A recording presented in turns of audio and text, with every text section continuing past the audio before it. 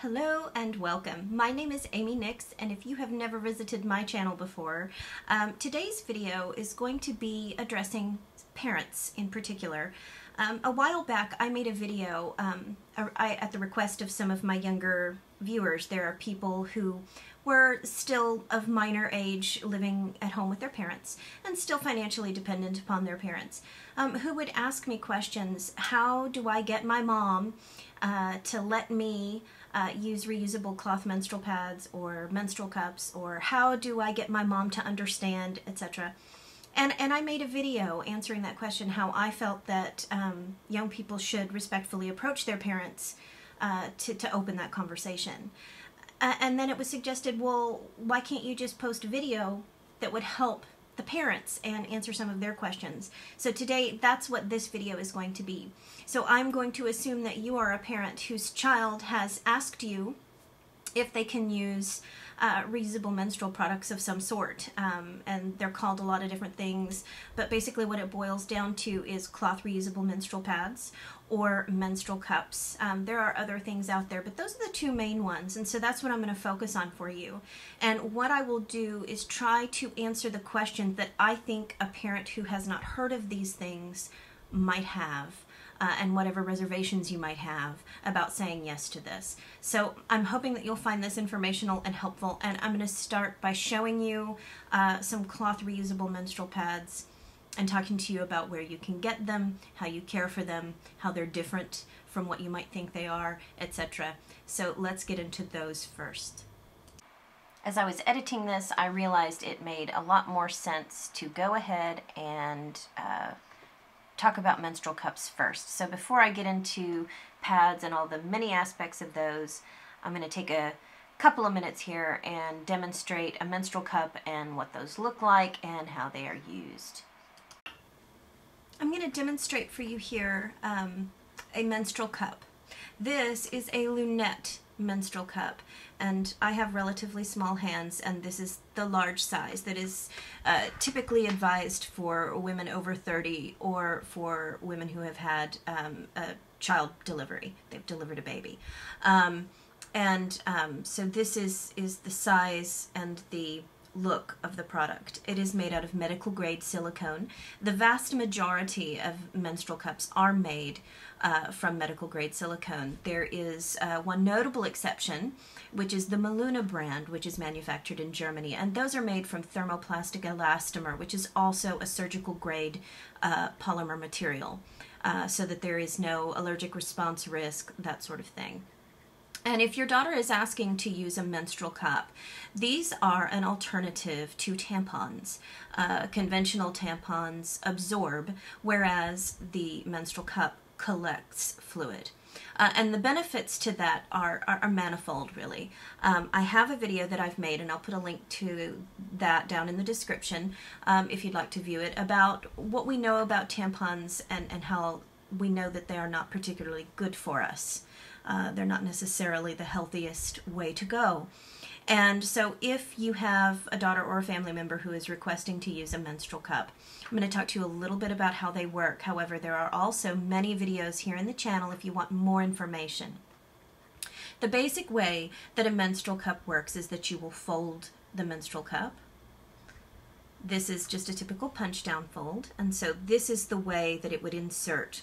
So you would insert the menstrual cup like this. It opens up inside, usually underneath the cervix, and it collects fluid. And when it is time to remove it, you grasp this and gently remove it, and then the contents are poured into the toilet, and then the cup can be rinsed and reinserted.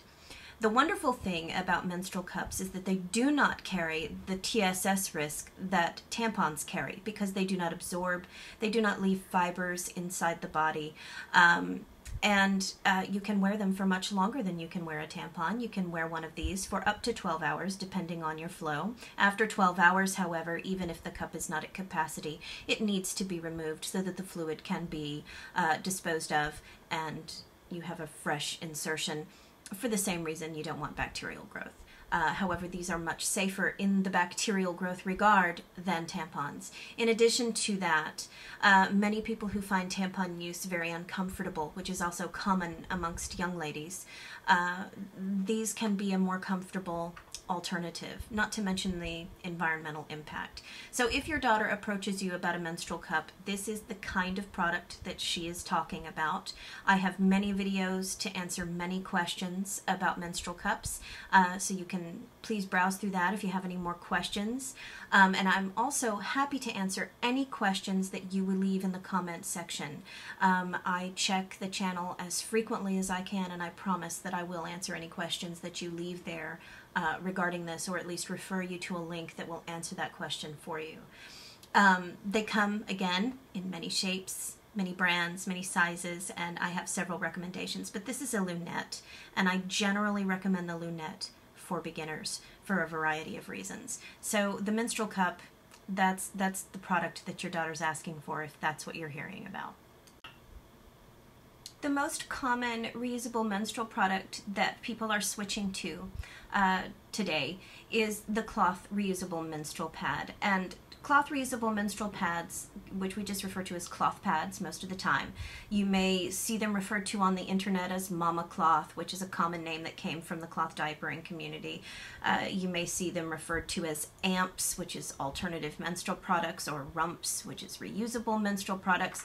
But basically, cloth pad is what we're talking about. And they can look quite different from one another. They come in a variety of shapes, made from a variety of materials. But I'm going to start by showing you the ones that you will probably see first if you start doing an internet search for these things. This here is a Lunette pad. That's the brand name, and you can see it comes with a little tag with the brand name on it there. This is a Lunette pad, and Lunette pad is one of the most famous brands. It's been around for quite some time, and these are constructed in a specific way. You'll see that this pad has rickrack bands on both ends, and the concept with this type of cloth pad is that this will snap around the underwear like so, and so this portion will be against the skin.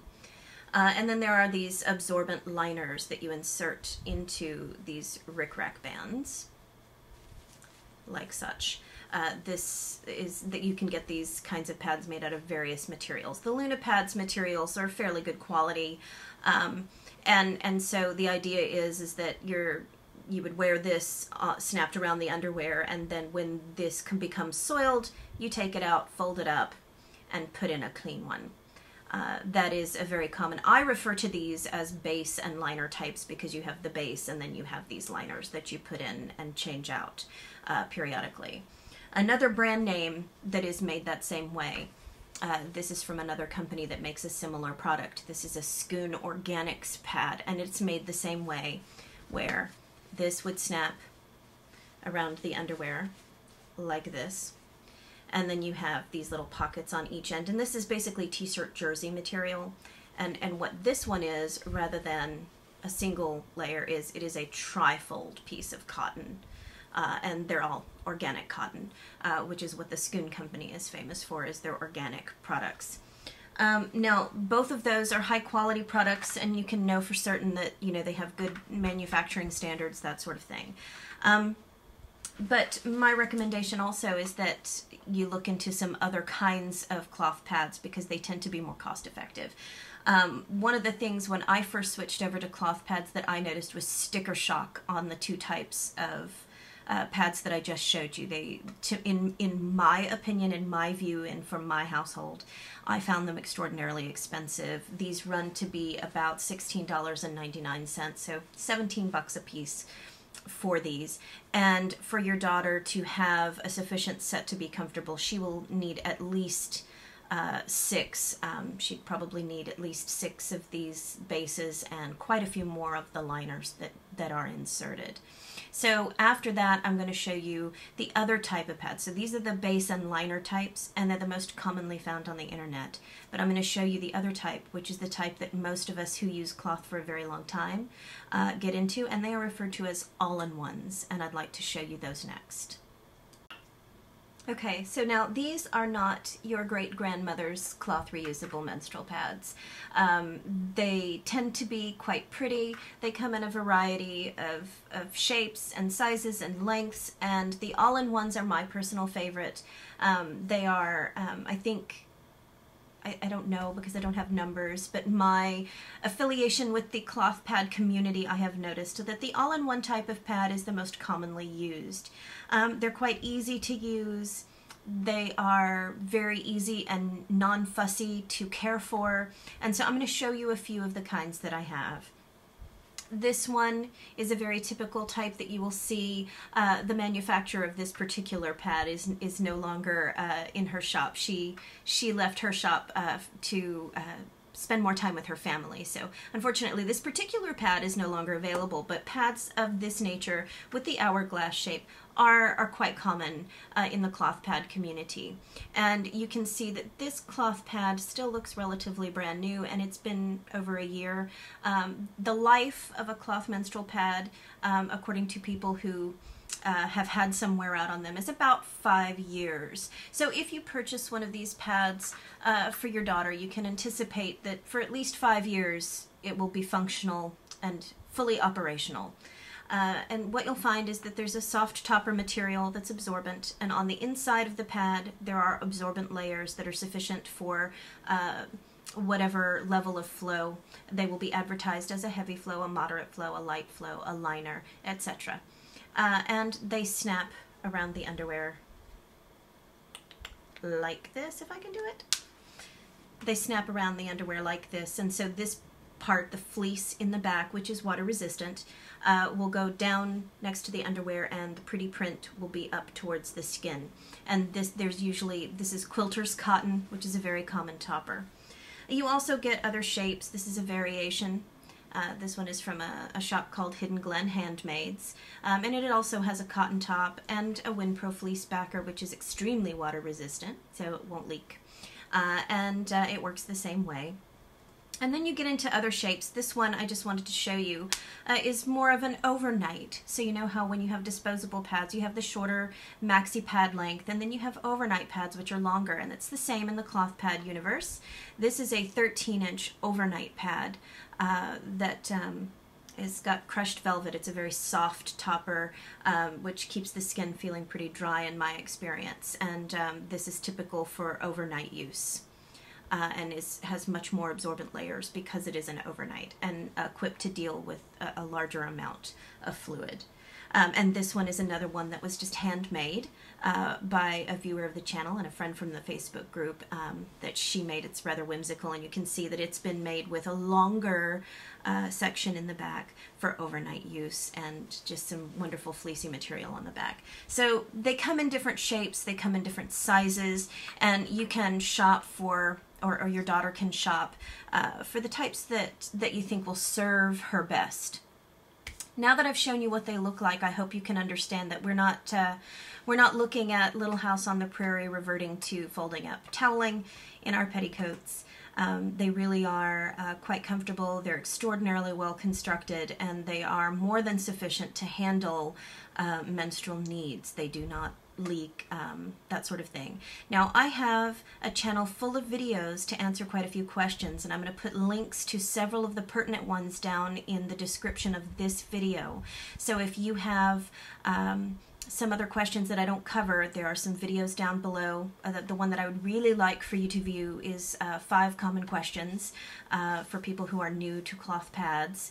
That one can answer a lot of questions. But then I'm also going to get into explaining to you why your daughter might be asking you to do these things, and then I'm going to answer the really uncomfortable questions that people who are not familiar with this concept have, namely cleanliness, caring for them, and how all of that works. So the care and keeping of cloth menstrual pads, that is obviously, as someone, you know, if my daughter came to me and asked me about that and I had no idea what cloth menstrual pads were, my first question would be, how are you going to maintain these? How are you going to clean these? Are they safe? Are they clean? How is that going to work? Well, first we need to talk about disposables. Disposables are made of bleached cotton, rayon, viscose, and several different types of plastics. And one of the most common reasons that people of all ages want to switch away from disposables is because of skin irritation. There can be some pretty serious rashes, serious irritations. There can even be interruptions of the menstrual cycle, depending on how severe an individual's response to those particular plastics and chemicals and the remnants of the bleaching process. All of those things kind of come into play, and there can be a variety of very uncomfortable problems that people experience with disposables. Another major reason people want to switch over from disposables is because, as any menstruating person is aware, disposable pads have an odor that is terribly unpleasant, and we put quite a few of them into the garbage, and many younger people are really concerned about the environmental impact. The average American woman will put 17,000 tampons and pads into a landfill over her menstruating lifetime, and that's quite a bit of garbage, quite a bit of unsanitary garbage. And so whatever the reasons are, and I hope that if your daughter has followed my advice from my previous video, she will have explained to you which parts of that are important to her and are part of the reason that she wants to change over to a reusable option. But let's get into how they work. This right here is what we call a wet bag. This is, let me see if I can get a better view of it for you. It's just, this one is about 10 or 11 inches square. This is a wet bag, and it zips, and it's called a wet bag because on the inside it is lined with a material called polyurethane laminate, or PUL. And this is a material that was developed in the medical community for various waterproofing, body fluid proofing reasons. And it was picked up by the cloth diapering world, and now we use it in reusable menstrual products. Most wet bags will come with a hook of some sort on them, like this. And that is for utility, so that during the period you can hang this in a convenient location near the toilet or near wherever you happen to be when you change out your pads. I usually hang mine on the toilet roll dispenser. And the wet bag is where you're going to put your soiled pads when you're finished using them. I apologize. I received a text from my husband and it had to be responded to. So wet bags. You can get wet bags in a variety of different sizes, and for example, backpacks or going to work, that sort of thing, I have a smaller wet bag that I use, and it works the same way. You don't even have to buy a specialty wet bag. You can just get, you know, a cosmetic bag that's lined. Now, the reason we get wet bags for this purpose is so that in the event that they get dirty, in the event that you need to clean them, you can just turn them inside out and wipe them off with a soapy sponge or what have you. They're very easy to clean, and so that's why the wet bag is important. And for utility, it's where we collect the soiled pads. So I'm going to take one of these that I showed you earlier. We'll just pick this one, for example, and imagine that this is just soiled. I've finished using it, and I'm ready to dispose of it until it's time to launder. You'd fold it thusly, and then you would snap it behind itself, and that way you have a nice closed packet, and then you put that in your wet bag, and it will remain there until it's time to launder. Now, for the purposes of this video, because I don't want it to get terribly long so that you're just exhausted from the first time you're being exposed to this, I have a very detailed description of how I stain treat and launder all of my cloth pads, and that link will be in the description of this video if you'd like to watch that as well. Hopefully, if your daughter has come to you and requested being able to use these, she has also investigated how she wants to wash and care for and maintain her cloth pads. There are more than one way to do it. Mine works very well for me, but there's quite a few different ways that you can do that. And it should not ever at any point have to infringe upon the other members of the family's personal space. It should be a very easy, inconspicuous process, and it's really not as difficult as it sounds. And I've addressed that quite a bit in some of the other videos that I've linked below.